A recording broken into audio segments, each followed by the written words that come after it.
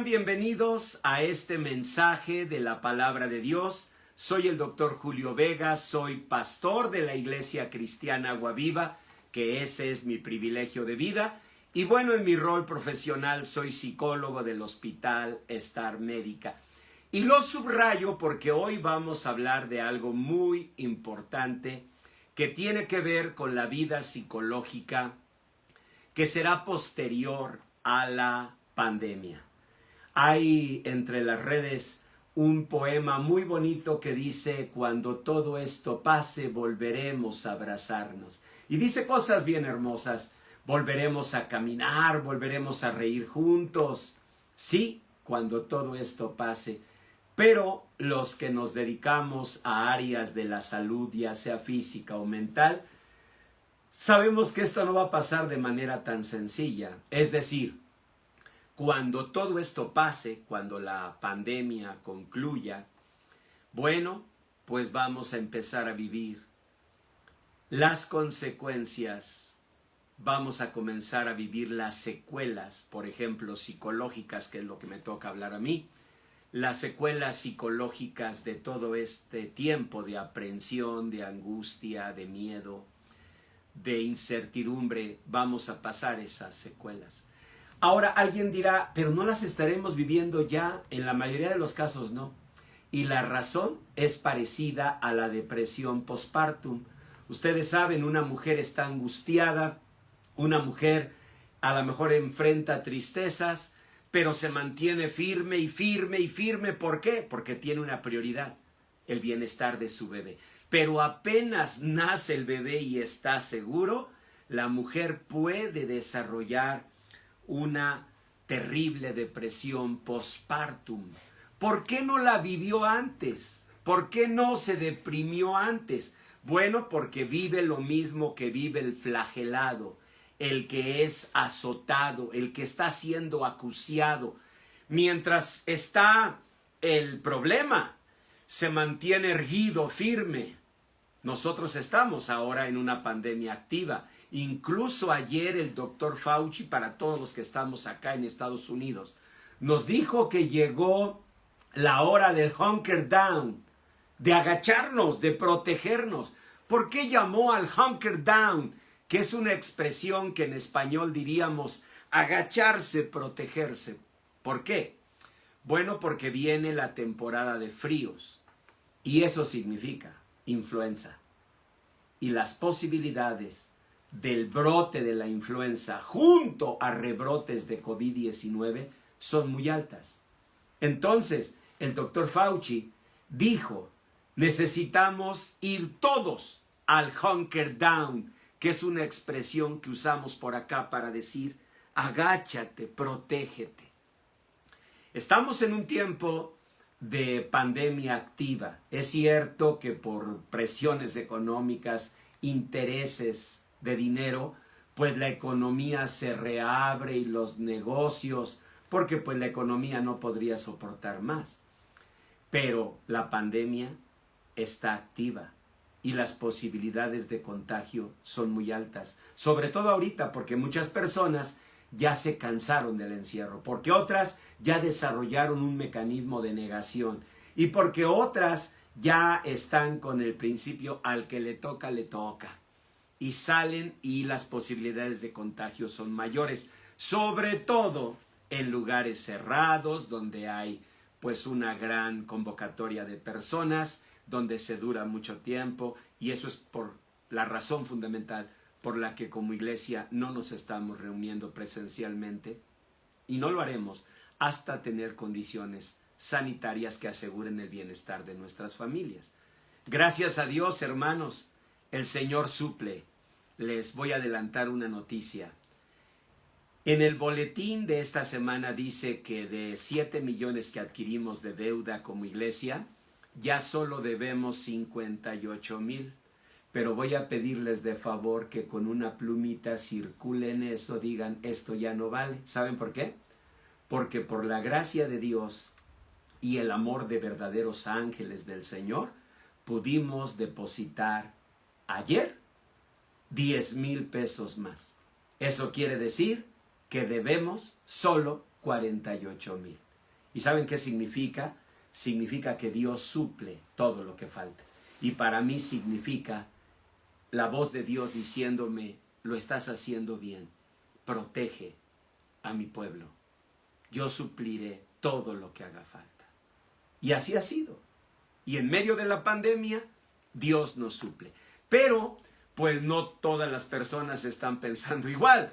Y entonces, muchas personas ya están queriendo retomar una vida de normalidad cuando estamos todavía en una pandemia activa. Me dirán, pero ya pasaron a semáforo amarillo algunos lugares. Sí, lo que quiere decir es que hay lugar en el hospital. Eso es todo. Porque hace 3 días volvimos a tener 700 muertes en un día en México. Ya íbamos 350, 400, lo más alto. Llevábamos así casi 2 semanas. Y hace 3 días volvió a subir a 700 la cifra de muertos.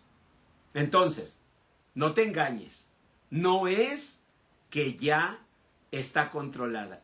La razón por la que pasa al siguiente color es solo porque hay camas disponibles por si se te ofrece. Nada más. Eso es todo. El mensaje debería ser este. Tenemos camas disponibles. Aquellos que se les ofrezca con confianza salgan. Eso debería ser el mensaje. Pero bueno, pues la economía no puede soportar más. Y uno lo entiende. Pero miren, todo este tiempo, hermanos, cuando termine, va a tener secuelas psicológicas.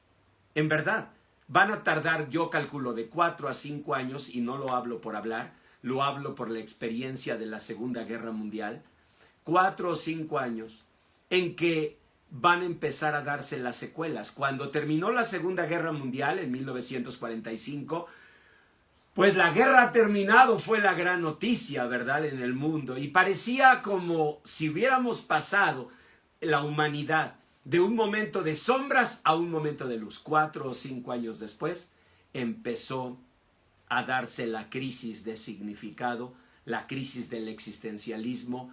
Se elevó de una manera tremenda el número de suicidios, depresiones, y la humanidad comenzó a vivir las secuelas. Nosotros le llamamos en psicología estrés postraumático y tiene mucho que ver con eso. Miren, voy a explicarlo así. Lo que sucede es que en tanto está la amenaza, el cuerpo, el alma está en estado de alerta. No se permite derrumbarse. Es como en un accidente. Así ocurre el estrés postraumático. En un accidente tú no te permites deprimirte, entristecerte. Tú estás al máximo de alerta, buscando ayuda, buscando hospitales, en fin. Cuando ya tienes a tu ser querido allí vamos a decir, en calma, es entonces cuando tú sientes el golpe tremendo de toda la tensión que viviste. Bueno, ¿y a quiénes va a impactar más? A los niños. ¿Por qué? Porque ellos no han tenido la debida racionalización del fenómeno. Nosotros, los adultos, los jóvenes y los adultos, sí, hemos tenido racionalización del fenómeno, pero ellos no. De hecho, ellos no saben qué están enfrentando. Simplemente perciben como una aprehensión el temor de una amenaza. Bueno, pues hoy que es día de los niños héroes, yo les invito a que oremos. Vamos a colocar los micrófonos correctos para nuestra grabación y entonces vamos a orar. Gracias, Joel. Vamos entonces a orar, vamos a pedir a Dios su bendición, pero hoy quiero invitarlos a pedir por nuestros niños, por nuestros jóvenes. Padre, gracias por tu misericordia, gracias por tu infinito amor. Y en esta hora, Señor, recordando a nuestros niños héroes, rogamos, Señor, que así, tal como tu misericordia, Señor, ha estado por generaciones y generaciones de niños, ahora tu bendición esté con nuestros niños, con nuestros jóvenes. Que cuando todo pase, además de abrazarnos y además de volver a caminar y bailar juntos y reír juntos, podamos ver tu obra redentora en la vida de nuestros niños y jóvenes, de todos nosotros, Señor, pero especialmente de nuestros niños y jóvenes. Los encomendamos a tu cuidado y rogamos toda bendición en el nombre de nuestro Señor Jesús. Amén. Amén. Bueno, pues hoy el mensaje número 9 de esta serie, La gloriosa voluntad de Dios, se llama Gloriosa voluntad que nos redime. ¿Qué quiere decir? Que nos redignifica. Y yo quiero compartirles una convicción que tuvo el apóstol San Pablo, porque estoy seguro que a ustedes les pasa lo que a mí. Cuando leemos la Biblia y vemos gestas heroicas de grandes mujeres y grandes hombres, muchas veces nos preguntamos, ¿qué había en su mente? ¿Qué había en su corazón? ¿Qué había en su alma para haberlos mantenido firmes y haberlos llevado en medio de dificultades a vivir con victoria, con éxito, la realización de su propósito de vida? No sé cuántas veces te lo has preguntado. Porque si la respuesta fuera conocimientos, el apóstol Pablo no habría dicho, no son muchos de ustedes sabios según la carne. Quiere decir que Pablo, que sí era un hombre culto, sabio, él vio que no eran los conocimientos. La riqueza tampoco. No era tampoco la belleza o la fuerza física, porque no con espada ni con ejército, sino con el Espíritu Santo, levantaron el templo de Dios, Zorobabel y Josué, el sumo sacerdote. Entonces, tampoco eran las fuerzas físicas, porque Moisés, cuando levantaba los brazos en el monte, tuvo que ser sostenido en sus brazos, porque las fuerzas, le faltaban. Así que no es la fuerza física, no es la sabiduría humana. ¿Qué es lo que ha sostenido a los hijos de Dios? Además de la presencia de Dios en sus corazones, una convicción. Pero una convicción inamovible. Léanla en Primera de Tesalonicenses 2. Dice el versículo 11, así como también sabéis de qué modo, como el Padre a sus hijos, exhortábamos y consolábamos a cada uno de nosotros. Y ahora nos va a decir cómo exhortaban. Encargándoos, dice, que anduvieseis como es digno de Dios, que os llamó a su reino y a su gloria. Dios no solamente nos llamó a su reino, a vivir sus bendiciones, sino a alcanzar su gloria, su bendición, su victoria. En otras palabras, el apóstol San Pablo, que escribió esta carta a los tesalonicenses, la primera, capítulo 2, estaba convencido de una cosa, y esa era su convicción inamovible, hermanos, y esa es la que debe estar en tu corazón, en el mío, en tu mente, en la mía. Dios no solo nos llamó a su reino, sino nos llamó a su gloria. Es decir, Dios nos llamó a vivir una vida llena de su propósito. Claro que a veces las circunstancias pues pesan tanto en nosotros, somos seres reactivos, esa es la verdad. Yo sé que deberíamos ser proactivos, pero la naturaleza es reaccionar. De hecho, la palabra emoción viene del latín emovere, que es hacer salir. Entonces, una emoción es lo que sale como reacción ante un estímulo. ¿Y eso qué significa en palabras cotidianas? Significa que la mayoría de nosotros nos movemos, nos pensamos, nos sentimos en función de las circunstancias que nos han rodeado. Por eso muchos de nosotros, pues no nos vemos como Dios nos ve. Nos vemos como hemos sido vistos o como nos ha ido en la feria. Ayer mi nieto Julio David estaba comiendo conmigo y a él le gusta mucho que le cuente historias de mi infancia, de mi juventud. Es común para mí que él me diga, Wogo, porque así me dice de cariño, cuéntame una historia de tu vida. Y entonces ayer me pidió una y le dije, a ver, ¿cuál? Ya te conté esta, ya te conté la otra. Y le digo, te voy a contar cuando estaba en la secundaria, porque vino a mi mente ese tiempo. Le digo, fíjate que nos dejaron de tarea hacer un trabajo que por cierto creo que ya no se les debe dejar a los niños o a los jóvenes, que era reunir insectos y mariposas y hacer un cuadro, un insectario y poner ahí con alfileres esa colección, claro, investigando qué tipo de insecto era, cosas así, ¿verdad? Esa fue la tarea. Y le digo, y entonces le dije a mi mamá, le dije, fíjate que nos dejaron hacer esto.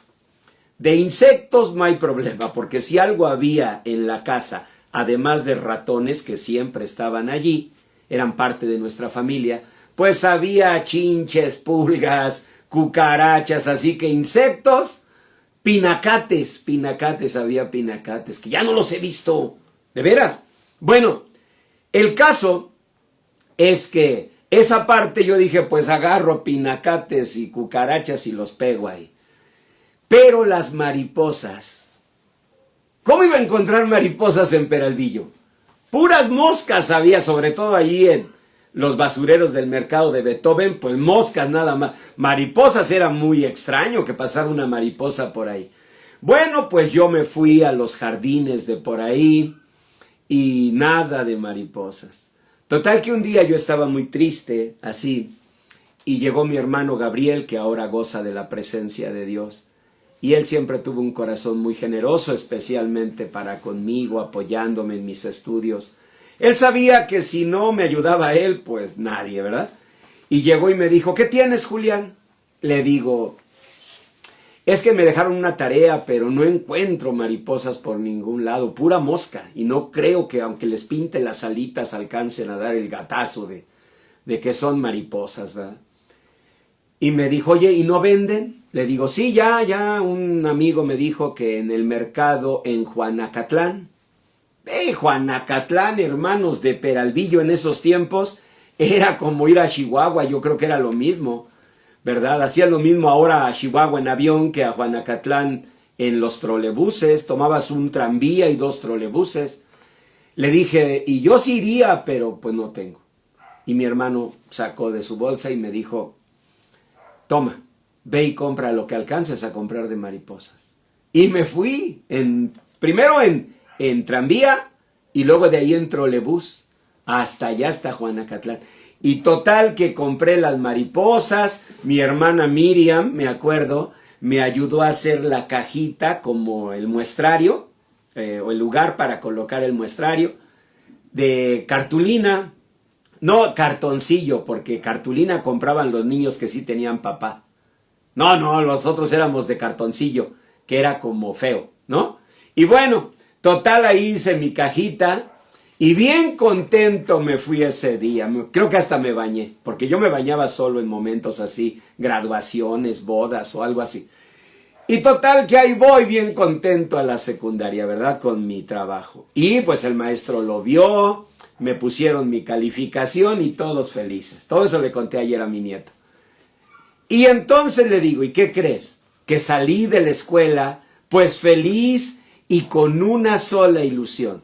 Llegar, guardar la cajita y decirle a mi hermano Gabriel cuando regresara de trabajar, te la quiero regalar a ti, porque tú me ayudaste. Así que venía yo con mi buen propósito y mi cajita, con mis amigos, cruzábamos Tlatelolco, la Plaza de las Tres Culturas, al lado de la vocacional, que ahora es una clínica del Seguro Social. Allí íbamos felices de la vida, pero al fin de cuentas, travieso, me trepé en una bardita, delgada, pero yo no tenía problema, siempre he sido espigado. Entonces, los espigados no tenemos problemas de equilibrio, podemos ir en una orillita, caminando. Si hubiera gordillo es otra cosa, porque la panza se te mueve como balín, te desequilibra, y al suelo, ¿no? Pero yo, esbelto, pues allí iba, feliz de la vida. Con mi cajita, sí, ¿verdad? En eso aparecen unos amigos, ¿qué pasó? Y jugando, y ¿cómo estás? Y los empujones típicos, no crean que fue maldad. Yo quiero bajarme de la bardita, pero muy tarde. ¡Pum! Me pega uno de los empujados. Y yo nunca voy a olvidar, en verdad, cuando volteo con mi cajita, camino al suelo. Son segundos, o menos. Porque imagínense de una altura de metro, metro y medio, hacia el pasto del que iba ahí junto a la clínica del Seguro Social. Yo recuerdo así, de veras, como en cámara lenta. No. ¿Verdad? ¿Así lo han visto en las películas? No. Y yo recuerdo que así veía la cajita. No. Y por no soltar la cajita, porque no la quise soltar para protegerla, recuerdo cómo cayó mi cachete y trompa en el pasto. ¿Verdad? Y la cajita, no. Y que caigo encima de la cajita. Ahí acabó cajita, acabaron mariposas, hasta el escarabajo que había conseguido, ¡pum!, se partió en dos. Yo recuerdo eso y siento la misma desesperación. ¿Por qué? Porque yo vi todo aplastado y mi ilusión de dársela a mi hermano Gabriel, pues, terminó. Recuerdo que cuando le platiqué en la noche llorando, que estaba muy triste, él me abrazó y me dijo, no te preocupes, haz de cuenta que me la diste, no pasa nada, ya. Lo importante es que cumpliste tu tarea, imagínate que hubiera sido de ida. No, qué bueno. Pero al pasar los años, casi 50, siempre que los recuerdo siento eso y peor ahora. ¿Saben por qué? Porque a lo largo de la vida, cuando me acordaba, siempre decía, un día le voy a comprar a mi hermano ahí en Liverpool algún adorno que tenga mariposas y le voy a decir, toma para tu casa, en recuerdo de aquellas mariposas que tú me compraste. Nunca lo hice. Mi hermano está con el Señor. Y nunca lo hice. ¿Por qué? Porque uno siente que lo puedes hacer mañana o pasado mañana, que no pasa nada. Y todo eso trajo la pregunta de mi nieto. Así que yo que estaba comiendo, pues obviamente mi lechuga con aceite de oliva y salmón, porque pues mi dieta es mediterránea. Ahí estaba, no chilaquiles, no, nada de eso. Empecé a recordar. ¿Y saben qué pensé? Cómo hay cosas así que a lo largo de la vida nos impactan. Bueno, ese es un recuerdo que hasta en parte es simpático, en parte es gracioso, pero está allí como parte de mi vida. Pero ahora, si traemos sentimientos, ¿qué va a suceder? Mi pregunta es, ¿cómo van a enfrentar los niños las secuelas psicológicas de la pandemia? No sé qué respuesta tengan ustedes, qué respuesta tenga yo, qué respuesta vaya a tener la psicología dentro de 5 o 6 años. Pero sé la respuesta que Dios tiene y me parece que es la más importante. Dios me diría, ¿sabes cómo lo superaste? Lo superaste enfocándote en tus sueños, en tus metas, sabiendo que Dios te llamó a su reino y a su gloria. Porque ese niño que vio así destruidas sus mariposas, cuando tuvo 19 años, conoció a Cristo Jesús. Y Cristo Jesús me salvó. Me salvó. Así dice su palabra, que Él nos salva. Léanlo allí en la carta a los Efesios capítulo 2. Efesios capítulo 2, versículo 1. Voy a leerlo. Y Él os dio vida a vosotros cuando estabais muertos en vuestros delitos y pecados. Porque miren, ese no fue el único recuerdo triste de ese niño. Ustedes han escuchado otros mucho más tristes que les he contado. Pero ¿saben qué empezó a suceder? Que vinieron cosas. Y no me estoy justificando, pero ese niño de las mariposas rotas, cuando llegó a joven, comenzó entre travesuras y bromas, a delinquir. Y lo peor, comenzó a consumir sustancias de adicción. Y entonces, a los 18 años, a ese niño no solo se le habían quebrado mariposas, sino se le habían quebrado ilusiones y sueños de su corazón. ¿Y saben qué sucedió a los 19 años? Que Cristo Jesús vino a mi vida y se cumplió esto. Efesios 2:1. Él os dio vida a vosotros cuando estabais muertos en vuestros delitos y pecados, en los cuales anduvisteis en otro tiempo, siguiendo la corriente de este mundo. No es justificarme, pero a veces yo sí le digo al Señor, así es, Señor. ¿Qué otra corriente iba a seguir yo, sino la corriente del mundo en que vivía? La corriente del barrio, de la gente con la que yo viví. Todos nosotros, niños y jóvenes, con mariposas rotas, quebradas en el corazón. Así que entonces, para mí, la vida que yo llevaba, lejos de Dios, lejos del propósito de Dios para mi vida, lejos de todo lo que Dios me permitió alcanzar, para mí no era una tristeza, era la vida más normal. Yo vivía arrastrado, igual que tú, igual que cualquiera, por la corriente del mundo. Como alguien que va en un río, imagínense eso. Imagínense un río impetuoso que va corriendo y te arrastra. Ahora que ha llovido en Veracruz, en Oaxaca, hemos visto hasta automóviles, camionetas arrastradas por la corriente, cuanto más una persona. Imagínate, así era mi vida, así era tu vida. ¿Y qué hace Dios? Dios en su misericordia, en Cristo, nos lanza una cuerda y nos salva, nos rescata. Para muchas personas, eso es salvación. Pero eso no es salvación. Eso es el primer paso de la salvación. Dios no solamente nos saca de ese río de maldad, de ese río de destrucción o de ese río de pobreza. Ese es el primer acto, por supuesto. Hay que sacar de esa corriente que lo va arrastrando.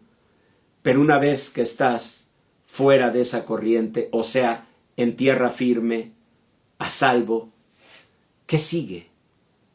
Y eso es lo que Dios nos dice en Isaías 61. ¿Saben qué nos dice Dios? Nos dice, lo que sigue es que te levantes, porque ya estás fuera del río. Ay, Señor bendito, gracias, llegaste a mi vida. Ay, sentí que me iba a morir. Ay, gracias, porque con la cuerda de la gracia y del amor que es Cristo Jesús, me sacaste de la corriente. Gracias, gracias, Señor. Pero el Señor se queda. ¿Y qué? O sea, ya te saqué. ¿Y eso crees que es todo? No, no, no. Levántate. Redignifícate. Levántate. Resplandece. Y uno, claro, le dice, Señor, ¿y con qué luz quieres que resplandezca? ¿Con eso? ¿Con recuerdos amargos? ¿Experiencias tristes? ¿Dolores? Porque esto de la historia de mis mariposas rotas no sería mi mejor tirito si vamos a hablar de tristezas. Sí me dio tristeza, por supuesto, sí lloré y sentí mucha desesperación, mucha impotencia, claro, pero tengo recuerdos mucho más amargos. Y cuando eso se va juntando, ¿saben qué se produce? Se produce una total oscuridad. Así que, Señor, tu palabra me dice, levántate y resplandece. Pero ¿con qué luz voy a resplandecer? La vida se encargó de apagarme todas las luces, así como se rompieron todas mis mariposas. Un empujón brutal te ha derribado, dijo Miguel Hernández, hablándole a su amigo poeta Ramón Sige. un manotazo duro, un golpe helado, un hachazo invisible y homicida, un empujón brutal te ha derribado. Ese empujón brutal me hizo caer y ver cómo mis mariposas se quebraban. Pero es solamente un ejemplo de cómo a lo largo de la vida hay muchas cosas así. Nuestros niños detrás de sus cubrebocas nos miran con sus ojitos con ansias y no encuentran respuestas. Porque aunque quisiéramos darla, aunque tomáramos a un pequeñito de 2, 3 años y le dijéramos, a ver, te voy a explicar lo que es una pandemia, sabemos que no todo lo pueden comprender. Así que entonces su miedo en sus ojitos puede convertirse en una secuela psicológica muy destructiva. ¿Y qué tenemos que hacer? El Señor dice, levántate y resplandece, o sea, tú ilumina la vida de tus hijos. Pero tú y yo le decimos, Señor, pero yo con qué luz. Y Dios nos aclara, es que nunca pensé en tu luz, porque dice, levántate, resplandece, porque ha venido tu luz. Es decir, Dios sabe perfectamente que muchas de las lucecitas de esperanza de nuestro corazón se fueron apagando a lo largo de la vida. Y no por un empujón simpático de un muchacho y una caída chistosa del pastor embarrando cachete y trompa en el pasto. No, porque eso es hasta gracioso. Es anecdótico, nada más. Hay heridas peores que yo he vivido y que tú también has vivido. Situaciones duras de la vida, desprecio de otros, engaños, mentiras, abandonos, que es así. Esas no son anecdóticas, no son graciosas, son heridas que han aplastado nuestras mariposas y que han apagado la luz de nuestro corazón. Pero Dios hoy te dice, no estoy diciendo que resplandezcas con tu luz, porque sé que se han apagado esas luces en tu vida. Te digo que resplandezcas porque ha llegado tu luz, es decir, la luz de Dios, es decir, la presencia de Dios, y la gloria del Señor ha nacido sobre ti.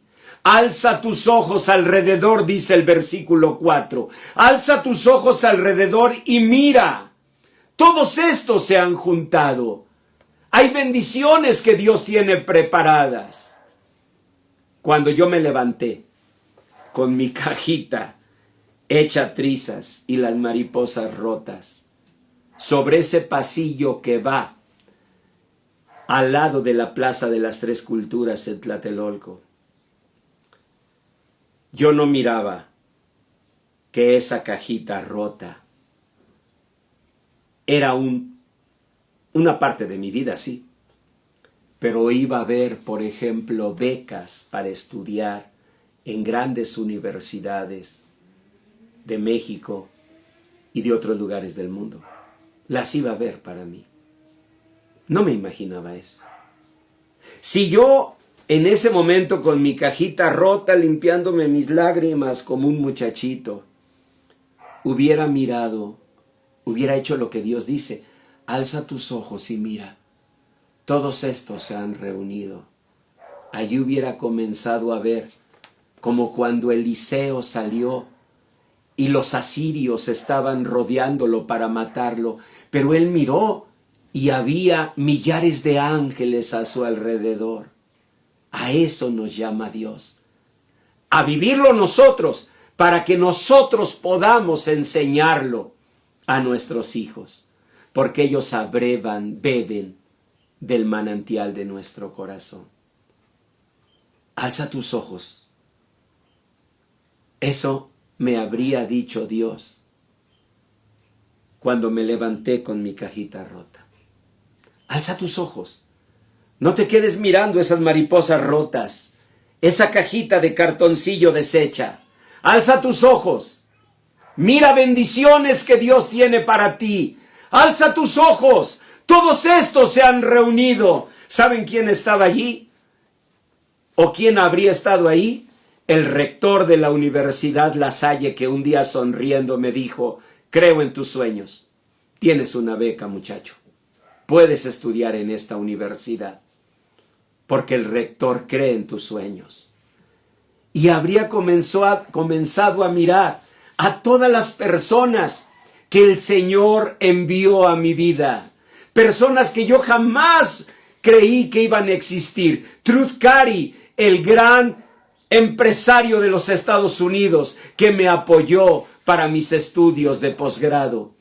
Todos estos se han reunido, pero no vemos todo eso. Ahora el punto no es que tú y yo lo veamos. El punto es, ¿lo mirarán o no lo mirarán nuestros hijos? Cuando todo termine y podamos abrazarnos, sí, pero después, con las secuelas psicológicas de la pandemia, nuestros hijos podrán mirar haciendo a un lado las sombras de esos temores de niños. Podrán mirar todavía mariposas volando en el cielo. Podrán mirar luces brillando en las sombras. El Señor dice: levántate, resplandece, porque ha venido tu luz. No está diciendo Dios: busca luces en tu interior, porque Él sabe que muchas de esas luces están apagadas. Está diciendo: en las sombras de tu corazón, mira resplandeciente la luz de mi amor, de mi presencia. Yo estoy contigo, yo no te he abandonado. Que así nuestros hijos puedan mirar la luz del Señor y alzar sus ojitos alrededor y mirar: todos estos se han juntado, vinieron a ti, tus hijos vendrán de lejos, tus hijas serán llevadas en brazos, entonces verás. Lean, por favor, Isaías 65. Entonces verás y resplandecerás. Solo cuando miras toda esa bendición de Dios, solo entonces resplandeces. Lo malo es que muchos de nosotros miramos y no hay más que las sombras de esos recuerdos. Alza tus ojos. Deja esa cajita de mariposas rotas y alza tus ojos, porque muchos han venido a ti. Muchos vendrán. A mí me conmueve imaginar que mis ojos de 12, 13 años hubieran empezado a mirar a mí entrando a grandes universidades, sirviendo en grandes privilegios que Dios me ha dado. Me hubiera encantado. Se habrían limpiado mis lágrimas. Por la fe, así debemos mirar. La fe es la certeza de lo que se espera, la convicción de lo que no se ve. Y dice el Señor: entonces verás y resplandecerás, se maravillará y se ensanchará tu corazón. ¿Qué debe pasar para que nuestros hijos vean la bendición de Dios? De acuerdo a la palabra del Señor, su corazón se debe ensanchar. ¿Qué ha pasado en la vida de muchos? El corazón se ha angostado. De ahí viene la palabra angustia. Ahorita yo les puedo asegurar que si pudiéramos tomar una radiografía espiritual de cada niño, de cada joven en el mundo, su corazón está angostado. Eso es angustia, angostarse. Y es natural. Los niños perciben un peligro. Los más chiquitos ni siquiera saben de qué se trata. Pero ellos lo perciben, por supuesto. Lo infieren, lo huelen. En nuestro miedo, en nuestra precaución, lo huelen en nosotros al decir: tú cubrebocas, póntelo, levántatelo. Y los más pequeñitos deben con sus ojitos decir: ¿qué hay? Ni siquiera lo veo. Tus manitas, ¿qué tocaste? No. A ver, vamos a lavarlas. Y ellos buscan, seguramente. No lo han racionalizado.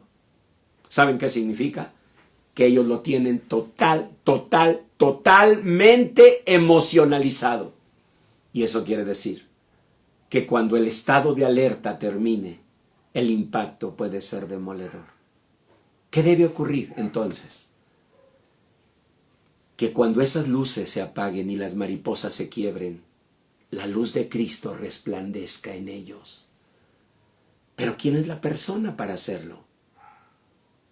Eres tú y soy yo.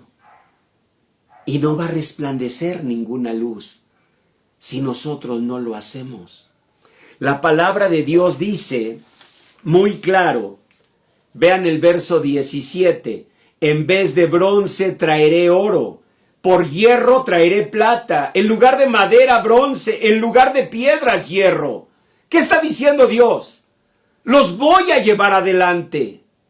Van a salir, van a ver una mejoría gradual, van a ver una bendición gradual. ¿Pero qué necesito? Dice el Señor. Dice el verso 21, necesito que creas esto. Tu pueblo, tus hijos, todos ellos serán justos. Heredarán la tierra, renuevos de mi plantío. Mira, el más pequeño vendrá a ser 1000, el menor un pueblo fuerte. Yo el Señor a su tiempo haré que esto sea cumplido pronto. Dios nos está diciendo, van a salir adelante cuando todo esto pase, pero eso no va a pasar naturalmente. Lo natural será que cuando esta pandemia termine, vengan las secuelas psicológicas de la angustia, del miedo, de la aprensión. Eso es lo natural. Y si tú dejas que el curso sea natural, eso y no otra cosa va a venir a tus hijos. ¿Qué necesitamos? Necesitamos no ser naturales. Necesitamos ser sobrenaturales, porque somos hijos de un Dios de gloria sobrenatural. Y nosotros debemos esperar milagros, milagros grandes. Miren un ejemplo. Vean por favor a Edward Jenner. Vean esa estatua que está en la página 2 de sus hojas de mensaje o que están viendo en pantalla si están siguiendo la transmisión de Agua Viva Virtual. Bien, ese hombre que ven allí en una estatua, triunfador, exitoso, pero más que todo eso, ese hombre al que la humanidad le agradece millones y millones de vidas que se han salvado, ese hombre fue y será por siempre el doctor Edward Jenner, el padre de la epidemiología y el primer médico que logró hacer una vacuna contra la viruela y cuyas contribuciones científicas salvaron a lo largo de los siglos a millones y millones de personas. Edward Jenner, sin embargo, nació en un lugar sencillo, humilde. Aquí van a ver en la página 2 su casa o en la pantalla. No es el palacio donde él terminó sus días, sino es una casa humilde que se ve allí. Allí vivía con 2 personas muy cercanas a ti, muy cercanas a mí, muy cercanas en la fe y muy cercanas también en dificultades. Ellos eran un pastor y una pastora anglicanos, Stephen Jenner y su esposa. Ellos 2, Sara y Stephen, eran 2 creyentes como tú y como yo, pero también eran creyentes que enfrentaban cosas difíciles. Ellos creo que más que tú y que yo, porque ellos vivían pues limitaciones económicas propias de un ministerio, pero eso es lo de menos. Lo que realmente sufrían era la muerte de sus hijos. Murieron 2 de sus hijos. Y cuando Edward Jenner nació, oigan bien, 2 semanas antes de que naciera el hombre de la estatua, su hermanito Edward murió. Por eso él se llamó Edward, porque su hermanito Edward murió. 2 semanas antes. Yo quiero que se imaginen a la esposa de un pastor, de un hombre que sirve a Dios, de un hombre que confía en Él. Esa mujer embarazada con 8 meses y medio ve morir a su hijo, a uno de sus hijos. Ustedes pueden imaginar las mariposas, no 10 o 15, sino millares que fueron destrozadas en su corazón por esa verdadera tragedia. ¿Pueden imaginar las preguntas como esposa de un siervo de Dios? El cuestionamiento al Señor al que ella servía junto con Stephen, su esposo. Hermanos, hay dolores que otros han vivido, que en verdad es una grosería compararlos con las nimiedades que nosotros hemos pasado.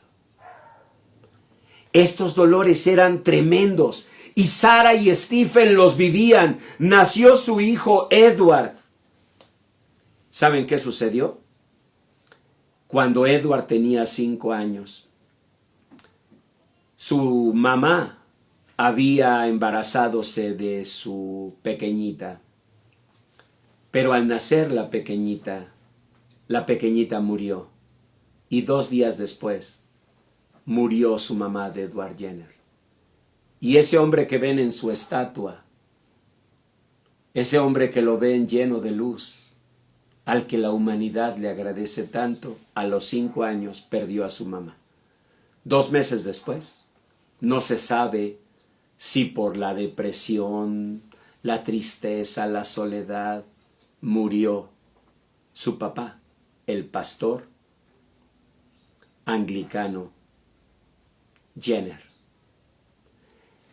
Quiere decir que él quedó solo, huérfano de padre y madre, a los 5 años de edad. Y no siendo suficiente, 3 años después, cuando él tenía 8 años, vino una pandemia de viruela. Y los niños, entre ellos Edward, fueron varializados. Eso quería decir que le cortaron su bracito y ahí en la carne abierta metieron costras de ámpulas de personas que habían estado enfermas para inocularlo y para ver a él y a los demás niños si podían de esa manera salvarlos. Y los llevaron a un establo y ahí los metieron. Y los niños tuvieron que estar separados, pero no era crueldad de sus padres, era el anhelo de ver si lograban sobrevivir a la pandemia de viruela. Créanme, cuando yo leo la vida de Jenner, yo digo, con tantas mariposas rotas, ¿cómo podía él tener luz? Hay una respuesta. Dios lo había prometido.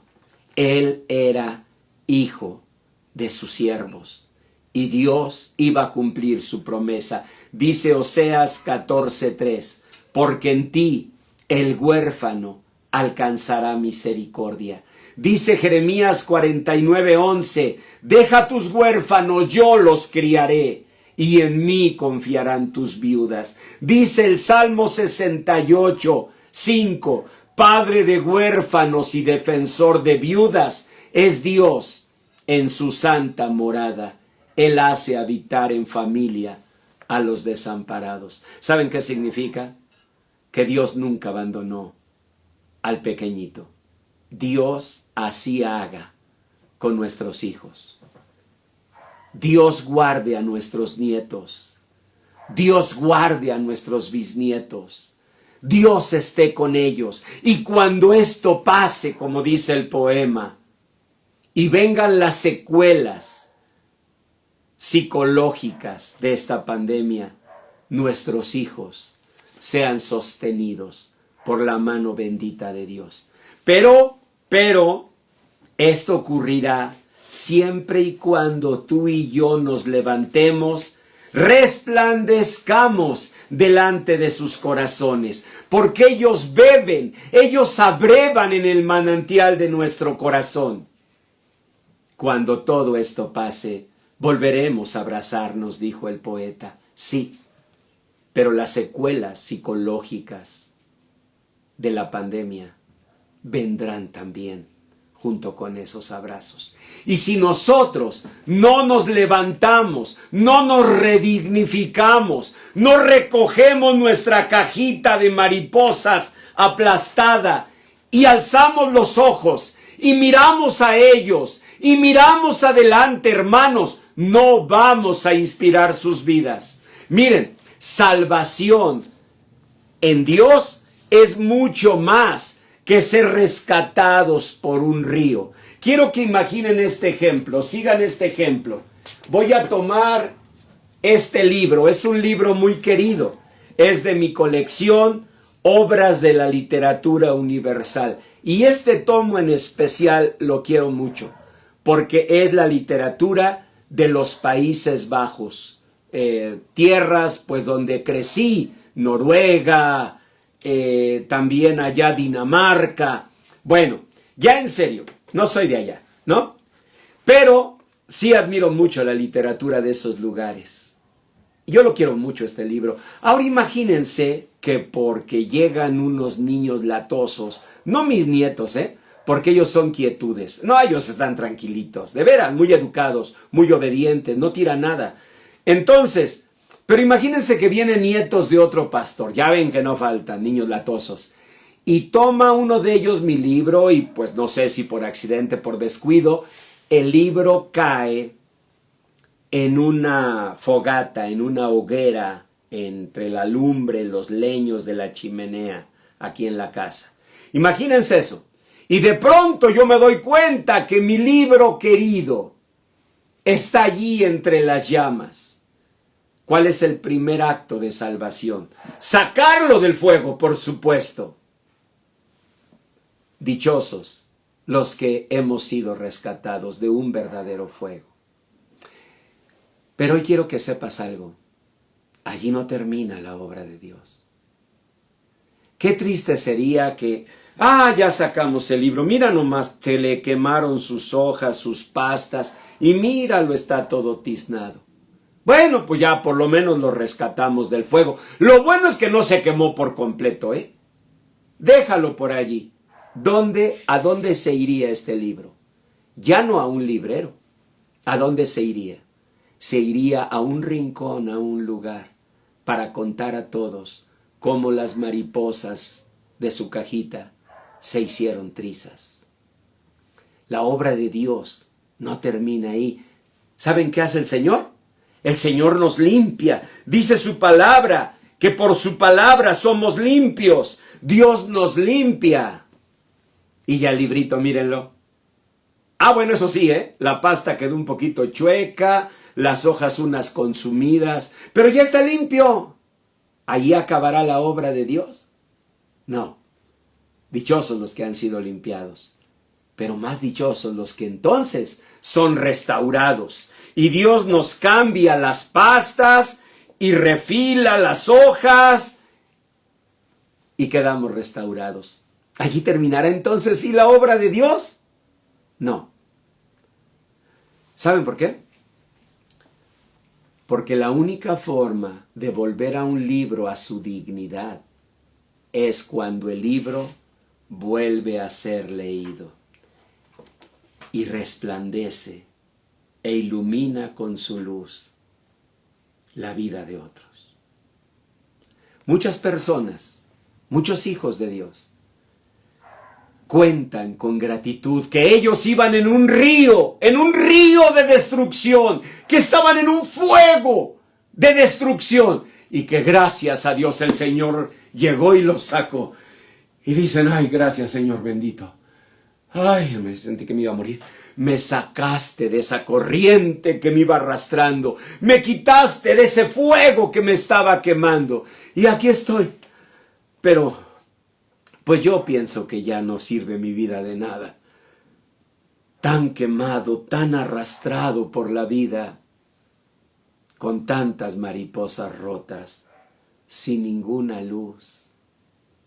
Y así están, y así permanecen, incluso asisten a las iglesias, se aíslan, se avergüenzan, siempre viven allí al margen, porque se saben un libro quemado. Que bueno, el Señor rescató en su misericordia, pero que no son más que un libro quemado, y viven siempre con la evocación de su pasado, y viven siempre avergonzados por sus pecados, y viven siempre sintiéndose indignos y mirándose como un libro quemado, tiznado, lleno de hollín. Así se miran siempre. No saben que la obra de Dios va más allá. Dios nos limpia y en Él somos limpios y su palabra nos limpia. Y ahí están otros, ya bendito sea Dios, son los limpiecitos. Se sientan en los primeros lugares de las iglesias y dicen: pastor, yo soy de los limpiecitos, ya la palabra de Dios me ha limpiado. Y yo digo que bueno, ya no hay tizne, te ves blanquito, solo que tus pastas están chuecas y tus hojas quedaron carcomidas. Y eso no es lo que Dios quiere. Pastor, pero ¿cómo se puede borrar un pasado? ¿Cómo se puede superar un dolor? Esa es la obra de Dios. Dios puede cambiarte las pastitas. Dios puede refilar tu vida. Si alguno está en Cristo, nueva criatura es. Y entonces eres restaurado. Y qué bueno, porque ahí están los otros, los de Celebremos. Ya nos restauró el Señor. Todos los que hemos pasado por Celebremos, nos sentimos así. Pastor, yo soy de esos. Mire, yo estaba igual, quemándome como un libro en el fuego. Y Dios llegó y me rescató. Y no me quedé ahí, pastor, como un libro quemado. No, ¿qué cree? Que yo me acerqué a la palabra y la palabra me limpió. ¿Y qué cree, pastor? Que no solamente me limpió, sino me restauró. Mis tapitas, que ya ve cómo quedaron del incendio, Dios me las puso nuevas. Refiló mis hojas, ya no eran hojas carcomidas. Aquí estoy, pastor. Sí, muy limpiecito, muy restauradito, pero igual de inútil que el libro quemado. ¿Sí? No te ofendas. Pero mientras tú y yo no resplandezcamos para otros, no seamos luz para otros, somos como un libro que no es leído. ¿Cuándo el libro fue realmente redignificado? ¿Saben cuándo? Cuando vuelve a ser leído. Y siendo sinceros, ni siquiera importa mucho si las tapitas siguen un poquito chuecas o si las hojas están un poquito maltratadas. Hay una luz en este libro, que esa es la que alumbra los corazones de quienes lo leemos. En ti hay una luz, que es la que va a resplandecer. Necesitas hacer dos cosas. La primera, no interrumpas el proceso de salvación de Dios y nunca limites a Dios. No digas: pastor, mire, yo con que ya haya dejado de tomar, pastor, ya estoy limpio. Ya, mire, yo con que ya no tome, aunque esté así, pues ya no importa, pastor. Mire, ya sí es cierto, como usted dice, yo mi vida ya la veo como inútil, pero pues ya por lo menos no tomo. No. Dios no quiere hacer algo tan mínimo. Dios es Dios de gloria y Él quiere redignificarte. Él quiere no solamente sacarte del incendio, Él quiere limpiar tus hojitas, Él quiere restaurar tus tapitas y Él quiere que resplandezcas. Eso quiere Dios. Levántate, resplandece, porque ha venido tu luz. Primer cosa, nunca limites a Dios. Nunca. Nunca digas: bueno, pues aunque sea, pastor, mire, ya yo no pido más, pastor, ya con esto. ¡No! Lo que no es de fe es pecado.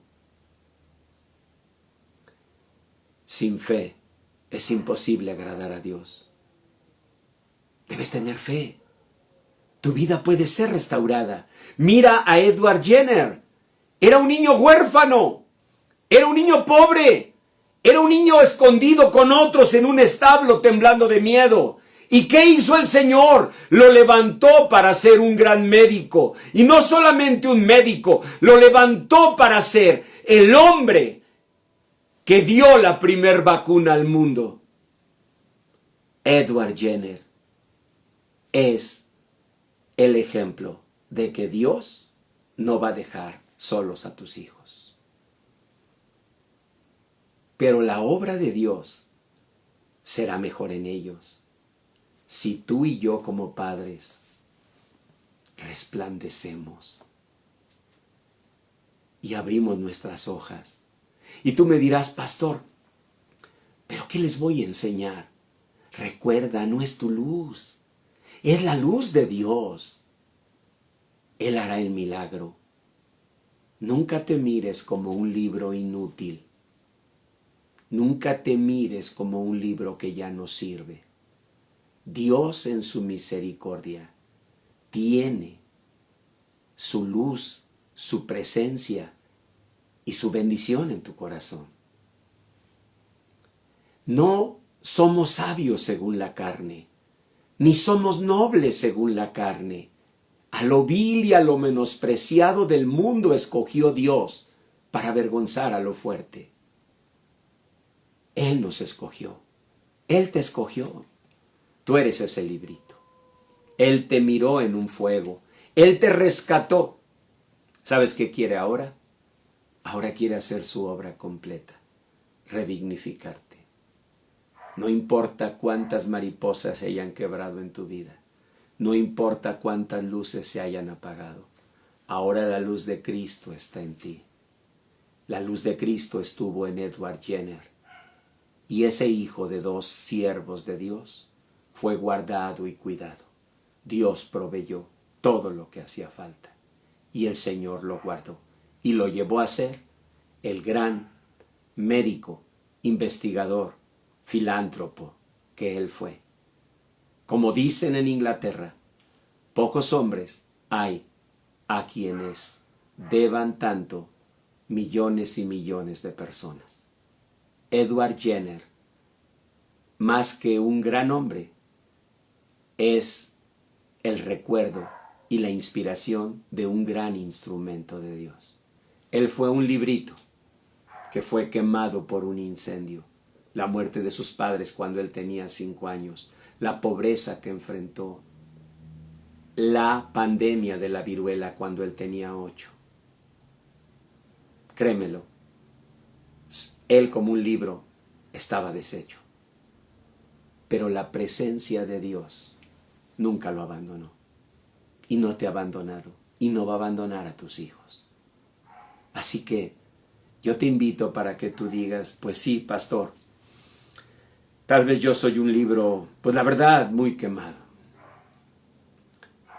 pero voy a tomar la palabra de Dios. Será su luz, no la mía. Será su presencia, no mi sabiduría. Serán sus fuerzas, no las mías, porque las mías se quebraron con las mariposas. Pero las fuerzas de Dios, su bendición y su presencia estarán conmigo. Levántate, resplandece, porque ha venido tu luz y la gloria de Dios ha nacido en ti. Y con esa luz ilumina el corazón de ojitos que ahora te miran y que quisieran saber qué va a pasar después. Padre, en el nombre de Jesús, que así, Señor, tu palabra produzca fruto.